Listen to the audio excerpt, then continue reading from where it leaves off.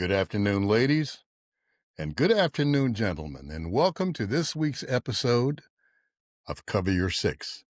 I'm your host, Ron Eastston. Been a hell of a couple of weeks, hasn't it?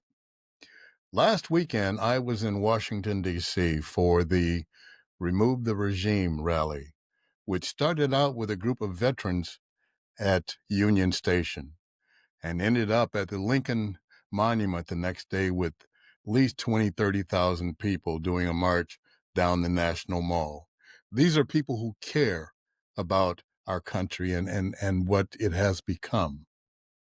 In the meantime, back at the White House, you had Muhammad bin Salman, MBS, known to have ordered the murder, the torture and murder and dismemberment of Jamal Khashoggi. You also have, as I like to call him, King Cankles, realigning America's personal interests. Because now, where we had England and Australia and other countries that we have had as allies for years, we're now lining ourselves with El Salvador and Venezuela and all of these authoritarian regimes which Trump wishes he could be. Understand something. Your day will come. Because between you and Pete Kegsbreath, who has ordered the murder of almost 100 people in the waters off of Venezuela, your days are coming. It is now rumored that Pete Kegsbreath ordered a strike on a boat and there were 2 survivors. What did he do? He ordered an additional strike to kill the 2 survivors. Think about that. 2 men in the water, after surviving 1 strike, gets hit again. That goes against everything that this country stands for. Not to mention, we had the loss of 2 National Guard members. And 1 National Guard member, Sarah Beckstrom, I think her name is, she succumbed to her wounds. My condolences go out to those people. But bottom line is they shouldn't have been there in the first place because the courts had deemed the placement of National Guard troops in Washington, D.C. illegal. Folks, think about what's going on. He's attacking all security for people of the United States. Medicare going out the window. Health care going out the window. HUD, he's taking billions of dollars from HUD's budget for people who need that to sustain their life. These are people who are in dire need and depend upon HUD funds to live. Now, what does he want to do? Back in Vietnam, when they withdrew the troops out of Vietnam in 1975, they didn't want to take a lot of the South Vietnamese who helped us, who aided us, who were there as our allies. They're doing the same thing with the Afghanistan people. Yes, it was an Afghan who shot these 2 troopers. Now Trump wants to ban all Afghans. He wants to go back and denaturalize naturalized citizens. I've said this before. No president should have a body count. But between him and his inept, evil, abomination of administration, people are dying. Over 400,000 children have died in Africa due to the halt of the medication for AIDS and the foods, things that they needed. I'm so upset right now, I can hardly put my words together. And if you're not, you should be. To that end, tonight, I have 3 heroes. I have Michael Fanone, 20-year veteran of the Metro D.C. Police Department, who was there for the J6 insurrection. I have Harry Dunn, who was there for the J6 insurrection. I have Aquilino Gonell, who was there for the January 6th insurrection. Oh, this is going to be a barn burner. Don't go anywhere.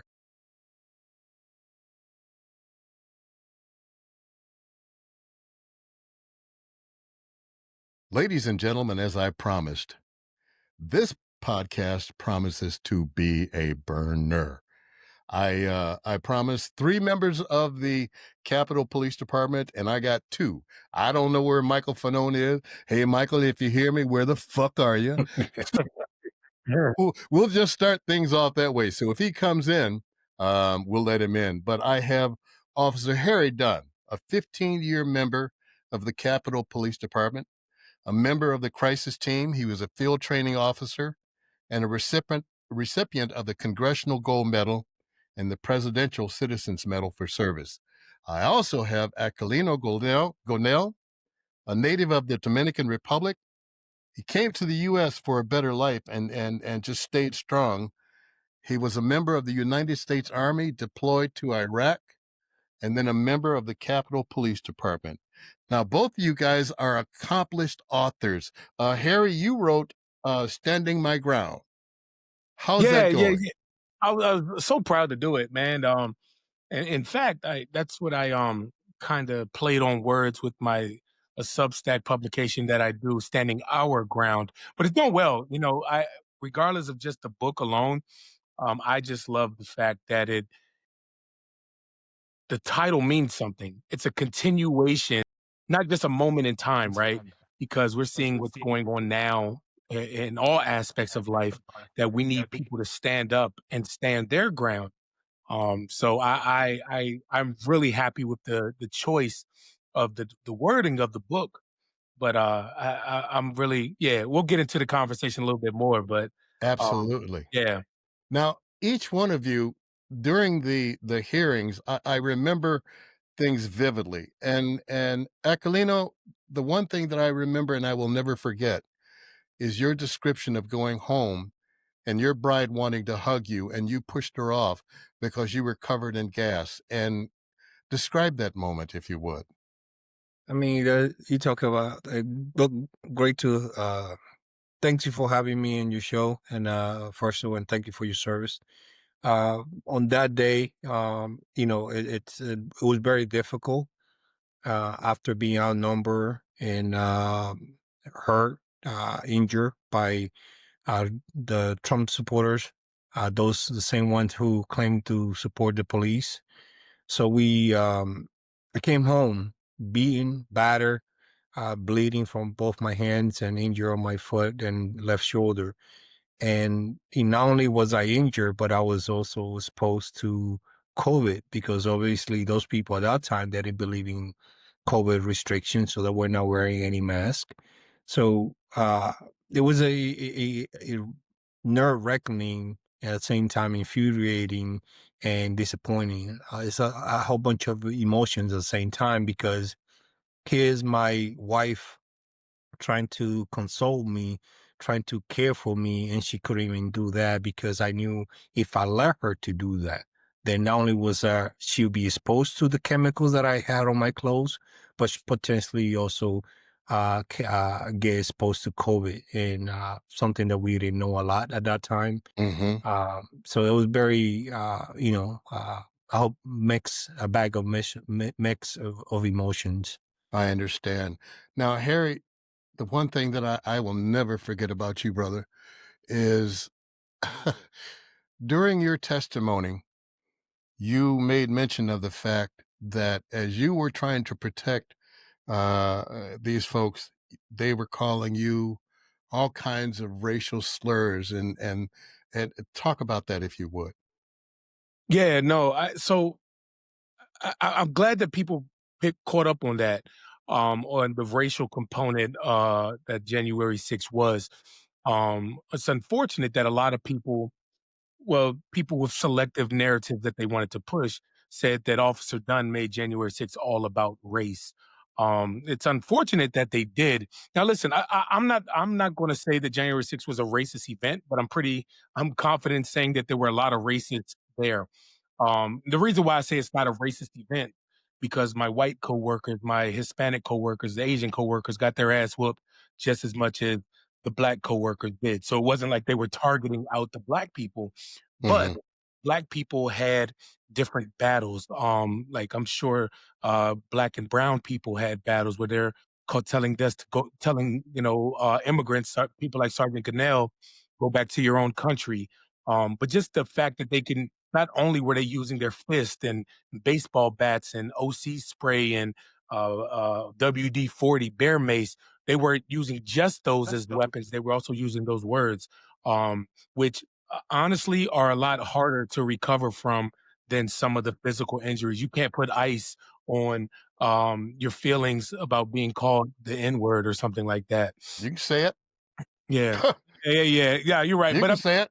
yeah. But I mean, I'm not gonna give them power of that, you know what I mean? But I mean, it's real though. It's real. And Very real. I mean, when you have this individuals like I have my gas mask on and a helmet, and through those and a you can only see basically you can only see my eyes. Mhm. And they are throwing racial slurs, epithets, like you are a disgrace. You're not even an American. Mhm. Meanwhile, I served my country for 8 years. I went overseas and defended democracy. That's what we were told, and that's what I did. And they didn't know that. They didn't care about that. They didn't give But a damn about that. yeah, they are making those accusations that yeah. I'm not even an American. And for a lot of those people that were there during that time, I'm sure that they had not done a speck of what I had done for this country. Exactly. 23 years plus, I had dedicated myself defending this country, home and abroad. Just like the motto says, against foreign and domestic. And yet, to them, I'm a traitor because I speak out. Because we are a traitor because we decide to try to hold people accountable and seek justice for what was done to us. Let me ask you this. Now, here's a question that I've been dying to ask, and since you've already made point of the fact that you were Harry Dunn's supervisor, so I'm gonna I'm gonna go straight to the head of the horse here. What were your rules of engagement that day? Were you ordered not to discharge your firearms? That's a false premises and a false No, assumption that no. I'm I'm saying asking that that. that's Yeah. what they think, and so that's a false claim that Trump supporters claim that we were told not to. And, we did not have a directive to say, "Hey, don't shoot, don't use your weapon." We had discretion to when we can and when cannot, but individually, but yet collectively, we decided to not to use it because it will have made things worse. Especially like where I was in the tunnel, Mm-hmm. fighting against those people. That's where the most the fearsome battle or fighting happened. That's the only entrance and the only door that held on that day. And I was very close to using lethal force because I was being trampled and being pulled into the mob, just like they did Michael Fanone. Right. And at that time, I didn't know him, but he was the one who relieved me. Within minutes, a minute or two, he was pulled out into the mob. So did I wanted to use it? Yes. Knowingly that would make things worse, I decided not to. And that's I can only speak for myself. I don't know about Harry, Yeah. but that's my assumption that how we done that will have made things worse because, in my opinion, they were waiting for us. The mob was waiting for us to use lethal force, and we were waiting for them to use it. So it's kind of like being negating each other because it was kind of like a wait and see. I got you. Because all those people had weapons in it, we just didn't know who had it. I understand. And also another thing you got to realize, y'all served in the military. I didn't. Like I said, my father was in the service, my grandfather, so I'm familiar. I'm military adjacent, right? As far as understanding how it works. Mhm. But with the police force, there aren't orders that say, hey, do not use your weapons here. Or like compared to with the military, hey, we're going into a non-hot zone or whatever the proper term is for it. Mhm. You don't have those orders or those advisories as a law enforcement officer. As a law enforcement officer, you are trained to use deadly force when appropriate, and only when you can articulate the facts that says, hey, I use deadly force because of this. Mhm. So somebody standing right next to me maybe could articulate using his weapon, but I couldn't, or whatever. But everybody has to be accountable for why they did it, not just because, hey, it's a lot of people. Okay, what were the factors that led you down this road where you used your service weapon? So everybody has to account for that. And in addition, like I could have deployed my weapon, but guess what? We are so close in such a close quarters that I might get a few rounds and then Mhm. get overwhelmed and Mhm. then have my weapon taken. Like you talking, I'm in the middle of the tunnel and fighting left and right, surrounded by these people who claim to support the police, being attacked by them, and one person who assault me raise their hand.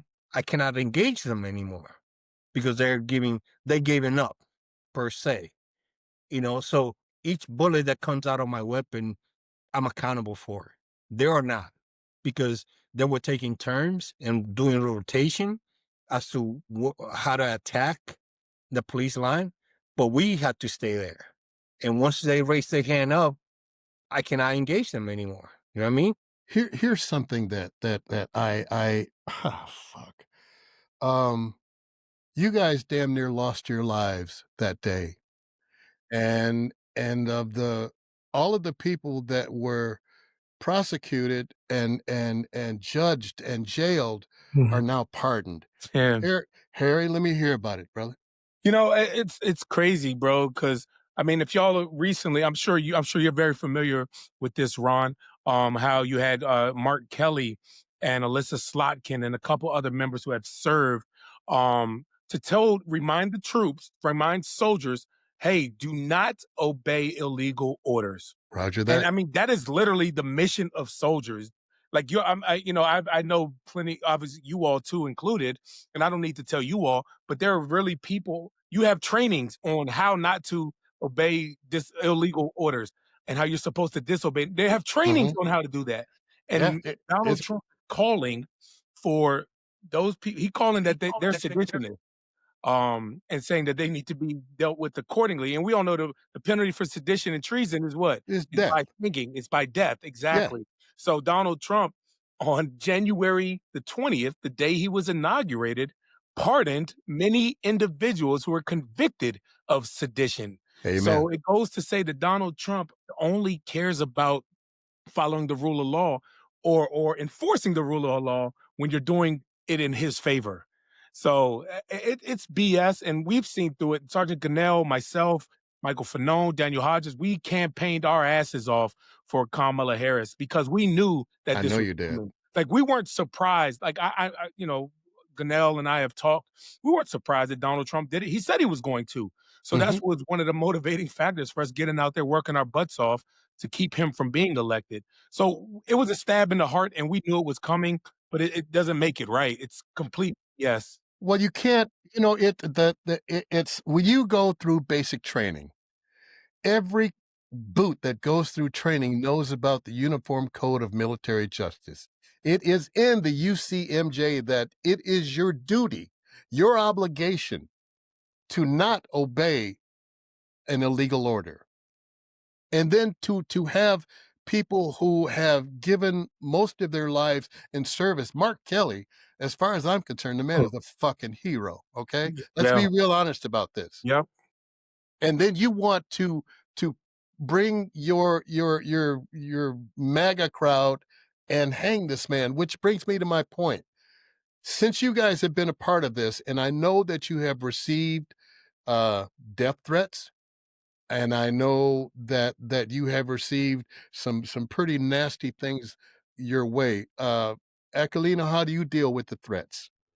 Look, it's very despicable what they're doing, making a reminder to follow the law a crime. Mm. Let that sink to you. Me reminding, or Mark Curley reminding people or other soldiers or military members to abide by the law is criminal to them. And on January 6th, January 20, when he became president again, within minutes, after that. He pardoned the same people who attack us, the same people who he sent over to overturn the election. And many of the people, officers who were protecting him on January 20th this year were officers who defended the Capitol on January 6, 2021. And he didn't care. I'm sure that he didn't even say thank you or I'm sorry, because that's not him. It takes a real man as a real leader to, you know, say that he was wrong and admit mistakes, but he didn't. Regarding the pardons, it felt more like a betrayal, not like a stab on the back or a slap in the face. It was betrayal because we risked our lives. We put our bodies in front of the mob to give those elected officials a chance to escape the harm, and they did. Mm-hmm. So when those same elected officials turn around and support Donald Trump or say that nothing happened on January 6th, well, nothing happened to who? To them, nothing. To us, the officer, a lot. That was going to be my next question. Do you feel betrayed by the members of Congress and the Senate? From the Republican side, yes, absolutely. They can even get themselves to put up a plaque. We had to restore to sue them to follow the law. Not me, but Harry and Danny Hodges. But, it takes a lot because on January 6th, these same elected officials were running for their lives, not from hugs and kisses, but in fear for their lives. Mm-hmm. And if it wasn't because of us, especially in the tunnel, where that was, again, the harshest, the most fearsome fighting that happened and violent that we face, a lot of them would have gotten hurt. No question about it. And they couldn't probably escape the Capitol on that day. And they turn around and not only had they given comfort and support to those who attack us, but they had given reparations, settlements, restitutions, military honors to Ashley Babbitt and her family, somebody that they were the attacker, and to the officers did not even have thank you. Because they didn't even want to sign up to give us the Congressional Gold Medal. So everything for the mob and his people, his supporters, and making us look as we were the attacker. So whenever they want to see themselves as victims, they call them political prisoners, hostages, unjustly mistreated people. And whenever they want to see them as heroes, they call them warriors, heroes, and patriots. There you go. If you take either of those narratives, then who are they fighting against? Exactly. That was going to be my next question. Ashley Babbitt, who happened to be an Air Force veteran, so she knew better. Okay. She was given a direct order and she decided not to follow that order. So she got capped. Ron, let me, if I may, this Please. is the deeper problem of what happened with January 6th. Yes, like there were some people that used the excuse they got caught up in the moment, they got caught up in the crowd. And there, you know what? There probably were some people who was like, what the hell am I doing? All right, well, we're doing this, let's go. There were, you know what? That's not an excuse, not defensible, point blank, period. You made a mistake, you have to atone for it, period. However, Donald Trump at that time, the president of the United States, the commander in chief of the strongest military in the world, so arguably the most powerful person in the world, said, go down to the Capitol and protest he told them to. Absolutely. So, I don't know how you all are, but like if my mom tells me to do something, like mama say go. Mama say go, you better go. So it doesn't matter. I don't care if it's wrong. Mama said do this and I'm doing it because mama told me to. So Donald Trump, the most powerful person in the world, told them to go do this. So while they were beating us and while they were attacking the Capitol and storming it, trying to get in, we told them to go home. We told them to leave. They said, Donald Trump told us to come here.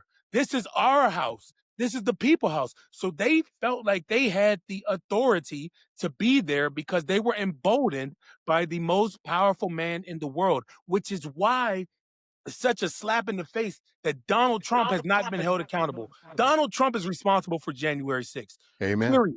If he did Amen. not have that rally, if he did not tell the people to go, they would not have come. Amen. Period. Amen. I couldn't agree with you more.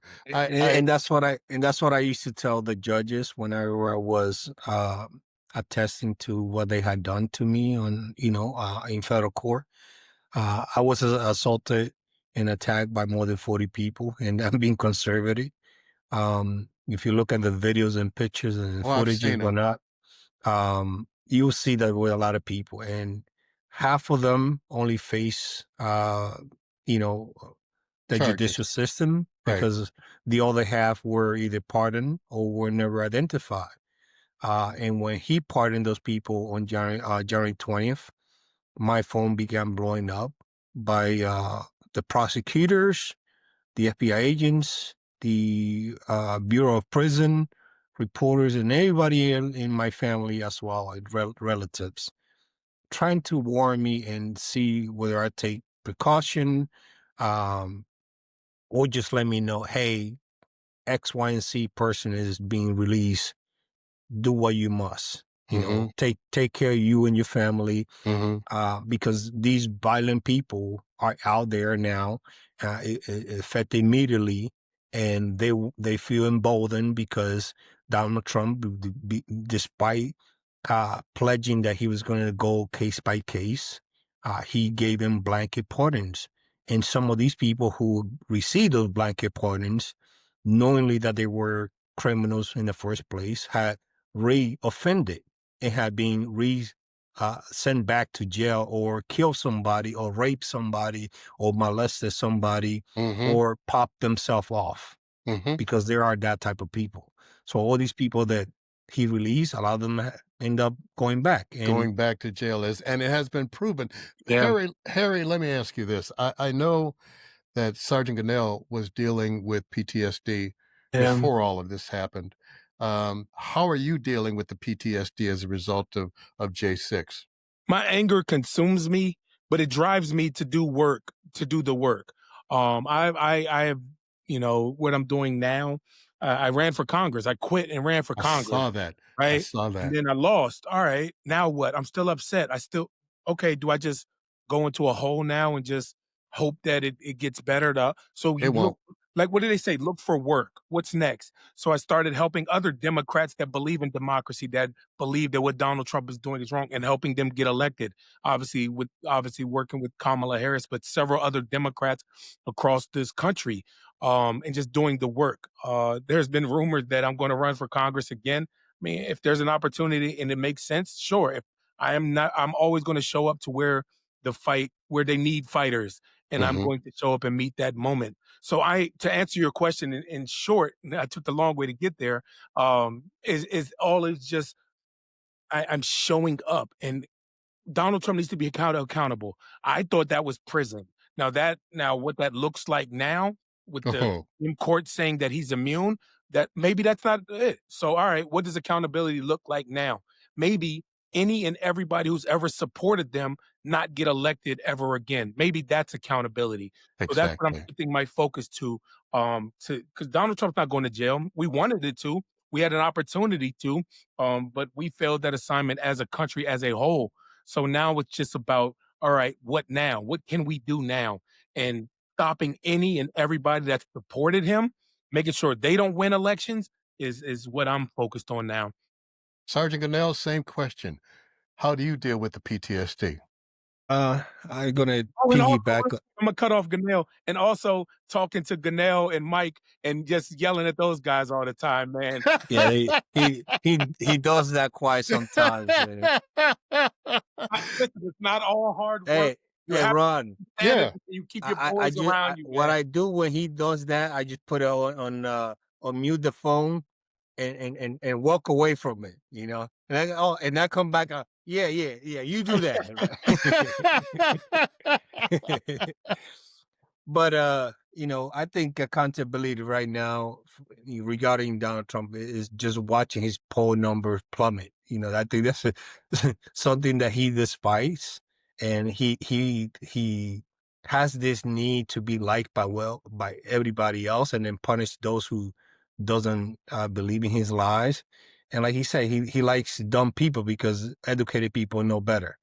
Anyway, regarding your question, dealing with PTSD this time around is a little bit different because not only do I already have a PTSD from the army, but here is a different type of event, violent event uh, that injure me not only physically but mentally and Yeah. morally. Yeah. You're talking about me undergoing 2 surgeries, dealing with my PTSD, that came back with vengeance because I did how to treat it, but it's a totally different animal when you're dealing with that. And one thing that you notice, I don't know if you're familiar, but 5 of our colleagues died by suicide. Correct. And when things happen within the profession or organization, that is contagious. That is contagious because if you're on the borderline of doing something like that and somebody else go ahead and do that, you might as well do it now because if not, I'm not going to do it ever. But the PTSD I deal with, I have been blessed that I have been able to recover most of my functions like I was before January 6th, physically. So that allowed me to play a little more basketball. That was my go-to. I do have a mean step back and 3-pointer. So if you want to challenge me, you might find yourself in a little bit of trouble. No, brother. At 76 years old, I'm just gonna take your damn. I'll tell you what. I'll send Harry Dunn in my place because I don't think you're gonna shoot over I'm not Harry. taking that charge. Oh, okay. Oh my Hey, God. my knees are bad. I'm good, man. Okay. But All right. but the other thing that I think I struggle just like Harry is the outrage of all these things happening day by day where not only are these Trump officials and him acting tough about or talking, hey, if you do something, if you touch one officer, a federal agent, we're gonna go after you and prosecute you to the full extent of the law, and throw the key away. But meanwhile, you just pardon more than 1,500 people that assault a police officer violently on your behalf, and you let those people out. Amen. So it aggravates the PTSD, but also the moral injury because at the end of the day, we did what he's asked those new officers now in this administration to do. And the only outreach that he ever had done to us is call us pussies when we were testifying because we were crying, because we were traumatized. We were still dealing with the PTSD, raw emotions. And that's the only outreach that he ever done to us. But meanwhile, he calls these people, we support the police and we are on the biggest supporter of law and order. Give me a break. They're so disingenuous. We all know that is absolute bullshit. So let's just call it what it is. He only likes officers who do things as he wants them to approves. do. Exactly. Gentlemen, we are coming to the end, and I can't tell you how much I appreciate both of you. And I will put this out there. As far as I'm concerned, well, Aquilino, you're already family. You're military, but Harry, you're family, brother. Thank you, brother. Just by the you skin folk as we call them. Yeah, that's So, it. if there's anything that I can ever do for either one of you gentlemen, please don't hesitate to pop a flare. But Sure, what absolutely. I'm going to do is ask Harry Dunn any parting words for America. Well, 2 quick things, and I'll try to be as fast as I can. No, take your time. I appreciate, I'm sure, like Sergeant Gonell and, Danny Hodges and Harry Dunn, myself, and Michael Fanone. Everybody knows us. Everybody knows our names. Everybody knows our faces. There were so many hundreds of officers who opened and answered that challenge on January the 6th. And we were just four small pieces in a bigger picture that actually made it work. However, afterwards, our refusal to be quiet, our refusal to accept this as normal and okay is what I'm most proud about. I am Amen. proud of those guys, the ones that I just named, Sergeant Gonell, for speaking up. There were so many people that answered the call that day, Right. but the phone has been ringing ever since January 6th, January 7th, to whatever we are, whatever the hell today is right now. The phone is still ringing, and we need people to pick up the phone and answer that call. So I am so thankful for those individuals, Sergeant Gonell, Michael, Danny, my friends, my brothers, and I'll go to bat with them any day of the week. But also, we need people, not just us. We need everyday Americans to show up and stop accepting this as normal, or Mhm. stop just saying, you know what, it is what it is. I give up. We can't do anything. We can Amen. do a hell of a lot when you show up. What they say, if you try to strike somebody with just your finger, it doesn't leave a strong blow. But those five fingers in a fist can deliver a hell of a blow. You beat the hell out of them. And we need a lot of people to show up and just unite and band together. And those are my fighting thoughts. So Roger that. Sergeant Gunnell, it's on you, brother. Um, Besides what Harry says, I think we need to remember that, um, you know, together we are stronger than divided. I think we also need to continue to be outspoken. And if you're not outspoken, if you're not outraged by what this administration is doing, the constitutional violations that he continually continue to do, then yeah, I don't know what to tell you. At this point, people need to gather together. No King's March, those type of rallies to remind Donald Trump and his administration that we are fed up with his agenda and his divisiveness in his violation of the Constitution. You need to show up, even if it is quiet by just joining the rally. Mm-hmm. But you need to also support those who are outspoken, like Harry Dunn, Michael Fanone, myself, and you, Ron, and all those high profile people who are risking not only harassment, but also the Trump administration legally Mm-hmm. when they defy their dissent. Mm-hmm. Because apparently being dissenting is a crime now that him and his administration want to punish you and put you through whatever system process they deem necessary Mm-hmm. just so you could back down. But do support those who are spoken, and thank you for your service. Thank Yeah. you, everybody who's listening. If you can contribute, find us on the social media and all the platforms that we have, that we use our voices, and subscribe if you can. Amen. Sergeant Aki Go is my handle name for most of my social media. My book, American Shield, The Sergeant Who Defended Democracy, is also available in various form, audio, then when you name it, whatever. Mm-hmm. But it's great. those are the things that you could do, little things that you could support. Mm-hmm. Us and Harry Dunn, his book, Microphone on his book. We are out there speaking, telling our story, so people know, and this whatever we went through doesn't happen Yeah. again ever. I will say this. My Spanish is extremely poor, but I had a maid teach me muchas gracias por todo. De nada, mucho gusto, Ron. See, you guys, people use the word heroes and banter, it all around, but in my book, you guys are national heroes, Thanks, and, man. and don't ever let anybody tell you any different. Ladies and gentlemen, when I wanted to establish the Ring of Honor, my sole purpose was to honor individuals that leave an enduring legacy.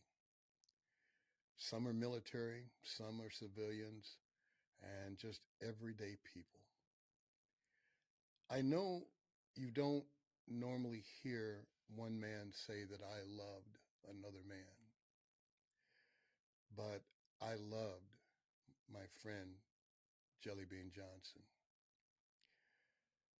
His mother brought him to Minnesota from Chicago, the west side of Chicago, when he was 13 years old, so that he wouldn't be recruited into the gangs.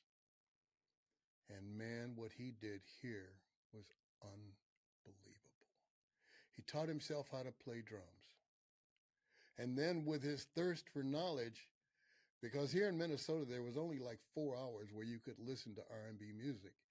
He had to listen to other music, so he developed a taste for rock and roll. So he taught himself to play guitar. He ended up as the drummer for Morris Day and the Time, national act. One of the kindest individuals that I've ever met in my life. He could have left Minnesota and made hundreds of thousands of dollars, but he decided to stay here. And he has mentored hundreds of musicians. It was not unusual to go to a little hole in the wall bar and see Jelly Bean standing in the corner and sitting in with the band and encouraging band members to be the best that they could be. On November 21st of this year, I lost my friend, Jelly Bean Johnson, and my world is shook. For 25 years, I have known this man, and I have loved this man. So I'm going to close out this Ring of Honor with an interview that I did with Jelly Bean on my first attempt at a podcast. And I want you to listen to his very, very words. Rest in peace, Jelly Bean Johnson. If you were going to give any advice to young musicians, what would it be? Just follow your heart, man. If first of all, music ain't for everybody. It has to be in your blood. You have to feel it. You have to want. You have to feel it in your heart. And if you do, then you go after it. You stay to your thing and you go for it. But if not, and I say that because I have certain family members that I bought them guitar lessons and put them through got lessons all that, and it didn't stick. So that's a prime example. You gotta want to to do this, to be a musician. And if you do, then follow your heart and do it. You do. Otherwise, and if you don't, then we need doctors. We need there's all kind of other things you can get into.